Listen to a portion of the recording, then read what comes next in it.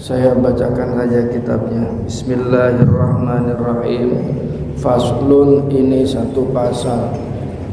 Fi wujubi mura'atil halali wal harami, dalam kewajiban memperhatikan yang halal dan yang haram. Fil muamalati, dalam hal bermuamalah. Wal ankihati, dan pernikahan.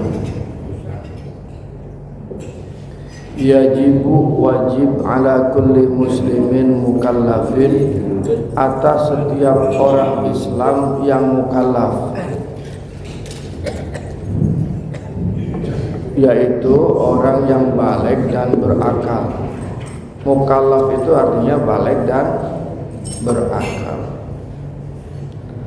Kalau disebut mukallaf berarti orang yang terbebani hukum, orang yang dibebani hukum.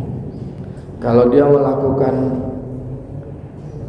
kegiatan kebenaran, maka dia dapatkan pahala. Dia beribadah dapat pahala, dia maksiat dapat dosa. Nah, itu berarti mukallaf. Allah yadkhula fi syai'in, janganlah masuk kepada sesuatu dalam hal bermuamalah, hatta ya'lama, sehingga tahu, ma ahallallahu ta'ala minhu, apa yang Allah halalkan baginya darinya, wa ma harrama, dan apa yang diharamkan darinya. Seorang mukallaf, seorang muslim tidak boleh melakukan sesuatu dalam hal bertransaksi kalau dia tidak tahu hukumnya, ini halal atau haram. Yang dihukuminya apa? Yang lahirnya saja, yang dilihat saja. Sekarang itu berkembang bisnis atau perdagangan, perniagaan yang seolah halal tapi banyak merugikan orang. Dulu waktu zamannya MLM itu multi level marketing, booming, semuanya pakai metode MLM. Di metode itu yang diandalkan adalah bagaimana cara mempengaruhi orang, ya kan? Setiap orang mencari downline-nya. Nggak tahunya orang yang diajak sudah masuk, jadi anggota, jadi member, pas dia melakukan hal yang sama seperti atasannya nggak bisa. Akhirnya dia menyadari bahwa dia sudah terjebak pada sistem. Nah, ini banyak yang model begitu itu merugikan atau ada unsur menipu. Nah, seorang muslim harusnya jangan dulu masuk ke situ sampai ia tahu ini hukumnya halal apa haram. Iya. Tapi faktanya sekarang sudah berjalan 30 tahun metode MLM, sekarang hancur. Masih, sekarang apa yang masih pakai MLM? Udah nggak percaya, runtuh metode MLM. Ya, multi level marketing, runtuh. Pertama dulu, sekarang runtuh.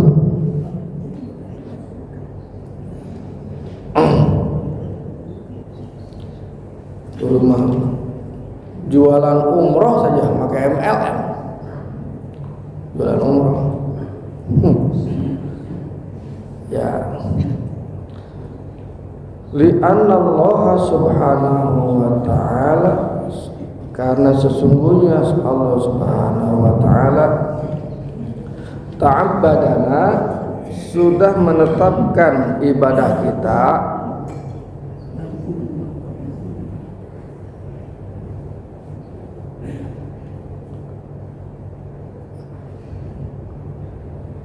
artinya telah membebankan pembebanan hukum ibadah kita kepada kita dan telah memerintahkan kepada kita bi asya'a dengan berbagai perkara hukum.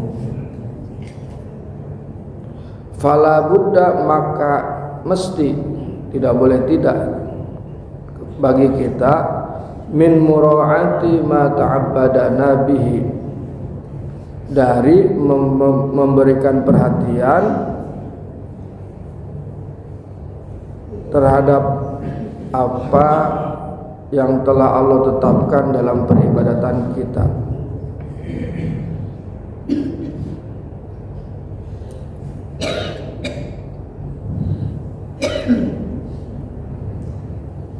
Karenanya kita mesti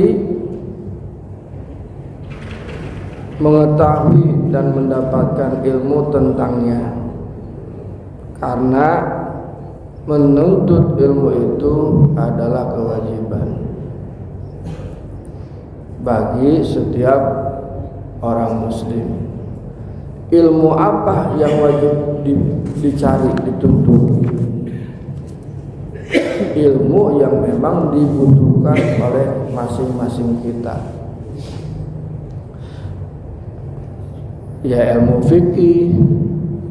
Untuk apa kebutuhan ilmu fikih? Untuk benernya ibadah. Ilmu dagang untuk apa? Untuk para pedagang. Ilmu tani untuk para petani.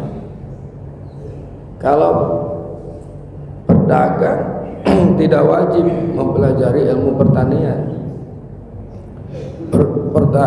Bertani juga tidak wajib untuk mencari ilmu perdagangan. Jadi yang diwajibkan itu adalah mencari ilmu sesuai dengan kebutuhannya. Seorang dokter tidak perlu belajar perdagangan. Nanti yang terjadi dia berdagang dengan pasiennya. Maka seorang pedagang juga tidak perlu belajar kedokteran, dan lain bagian kalir. Jadi bagian masing-masing. Jadi wajib dicari itu sesuai dengan kebutuhannya, kebutuhan hidupnya, kebutuhan ibadahnya, kebutuhan pekerjaannya. Jadi itu kudu semuanya kita pelajari. Dah pusing atuh diajar salat ge hese nu benerna gitu. Orang mempelajari ilmu-ilmu kurang teka paham kelieur. Wa qad ahallal bai'a, dan sungguh Allah telah menghalalkan jual beli, yaitu perdagangan. Wa harrama riba, dan mengharamkan riba, sebagaimana firman Allah, wa ahallallahu al-bai'a wa harrama riba. Allah telah menghalalkan jual beli dan mengharamkan riba. Menurut Syekh Sulaiman Al-Jamal, Allah telah menghalalkan bagi kita, maksud dari ayat itu adalah Allah telah menghalalkan bagi kita keuntungan-keuntungan dalam perdagangan dan jual beli, dengan menjual dan membeli. Dan Allah telah mengharamkan riba yang menjadi tambahan harta karena penundaan pembayaran secara tempo. Kalau misalkan saya jual barang, kalau kita jual barang nih, misalkan jual barang nih, harganya 10.000, kusabab dicicil jadi 20.000. Ayah selisih berapa? 10.000. Kan harganya 10.000. Sabab dicicil ditempok jadi 20.000. Pertanyaannya selisihnya berapa? 10.000 itu ngehargain apa? Nah gitu. Bukan menghargai barang, tapi menghargai waktu. Waktu tidak bisa dijual. Itu yang disebut dengan riba. Jadi barang kuduna nyalamun barangna 20.000 geus erek kontan erek hutang 20.000 cenah kitu. Tapi kan yang namanya kredit mah 15 tahun imah misalkan. Piraku hargana sarua cash jeung kredit eta disebutna eta teh asupna teh cek di dieu mah heulaanan disebutna asupna riba cek di dieu mah heula ge aya penjelasanna.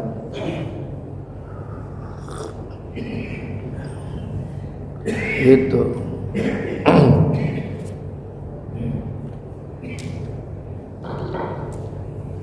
Kenapa bisa sampai berbeda antara cash dengan kredit? Ya karena terpengaruh dengan inflasi. Nah, kan gitu. Dihitung. Gitu. Segera lupa lah. Itu nanti ke depannya ada. Jadi jangan dulu menyimpulkan.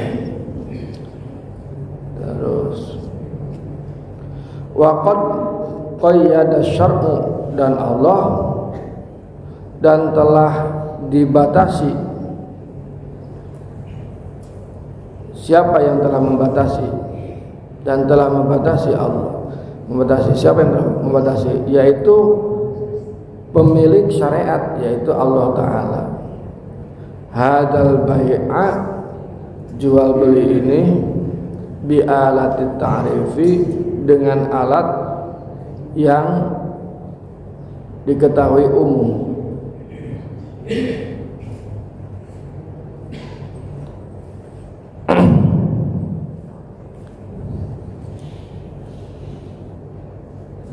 Yaitu dijelaskan dalam ayat yang tadi. Bikuyudin, dengan beberapa pembatasan, yaitu untuk mencegah kerusakan jual beli dan menghilangkan keharaman.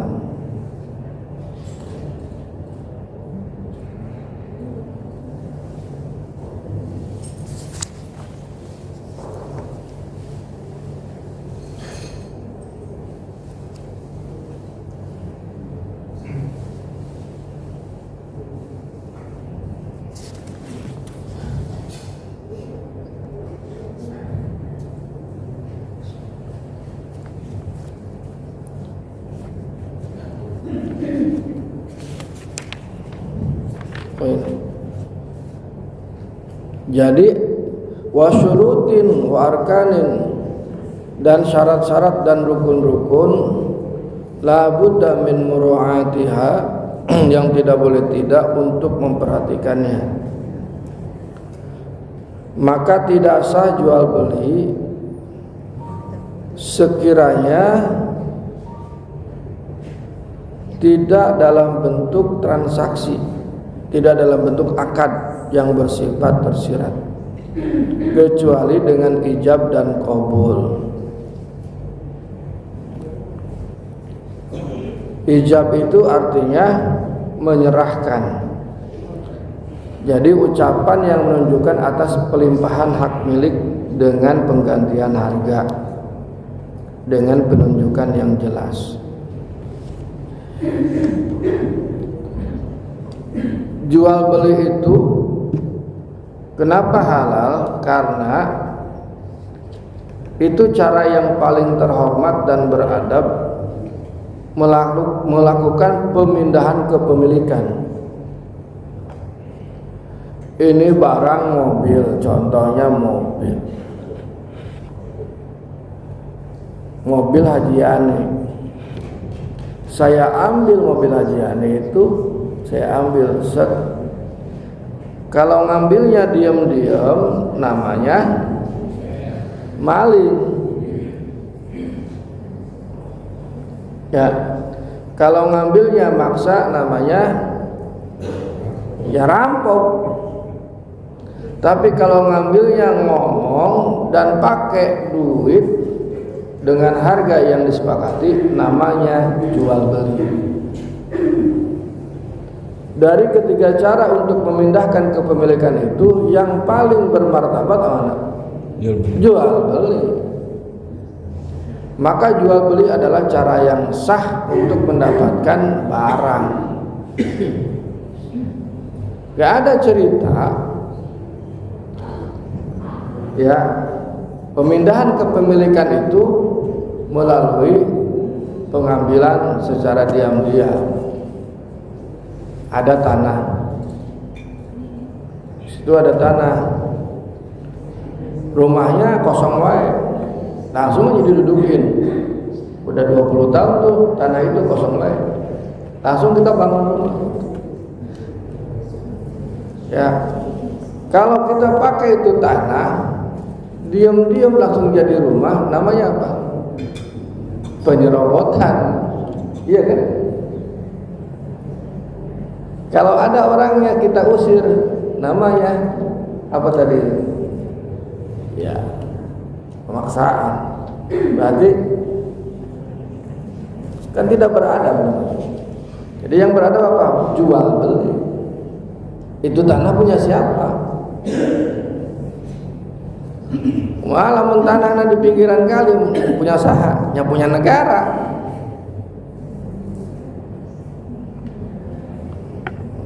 Tanahnya di pinggir kereta api punya siapa? Punya PJK, punya negara. Terus langsung bikin rumah aja. Ini rumah siapa? Tanah siapa?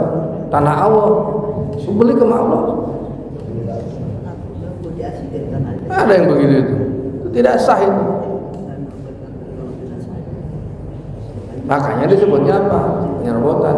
Jadi yang paling beradab di dalam agama Islam itu pemindahan atau penguasaan kepemilikan, pemindahan kepemilikan atau penguasaan kepemilikan, penguasaan terhadap suatu barang itu dengan cara jual beli. Itu.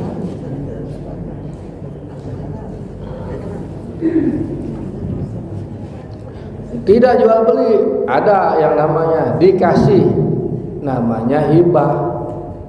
Dikasih itu namanya hibah. Tidak dikasih, tidak jual beli, tapi ini saya dapat dari bapak saya, namanya waris ketika bapaknya sudah meninggal. Begitu kan cara perpindahan kepemilikan itu begitu. Gitu. Jadi orang sekarang itu luar biasa kan.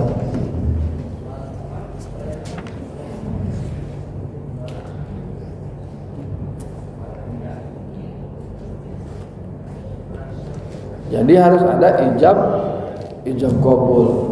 Ijab menyerahkan, kabul menerima.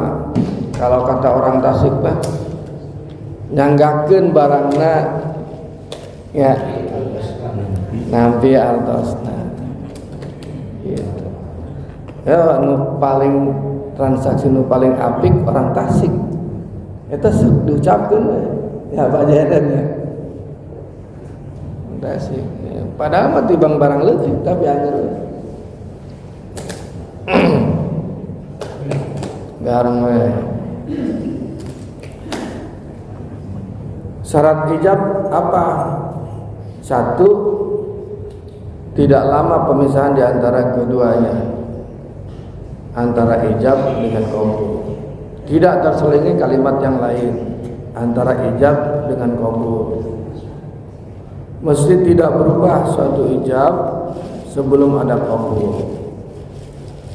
Harus mengucapkan qabul di waktu pengucapan ijab setelah diucapkan. Jangakeun barangna nafi atasna.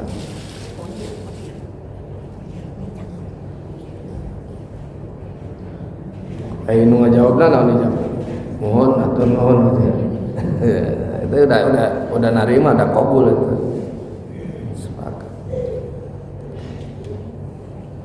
Harus tidak berbentuk suatu yang tertentukan waktunya. Harus masih berstatus masing-masing dari keduanya sebagai orang yang berhak.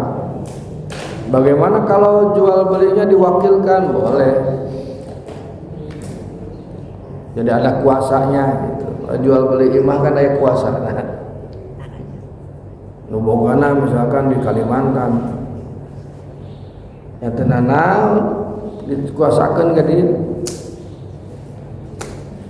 Kemudian sosok pelaku transaksi harus mengucapkan kata ijab dan qabul. Keadaannya sama saja sebagai penerima atau sebagai orang yang menyerahkan. Bantu ini. Top, itu tanya jawab ya. Saya kira itu, mudah-mudahan ada manfaatnya. Assalamualaikum warahmatullahi wabarakatuh.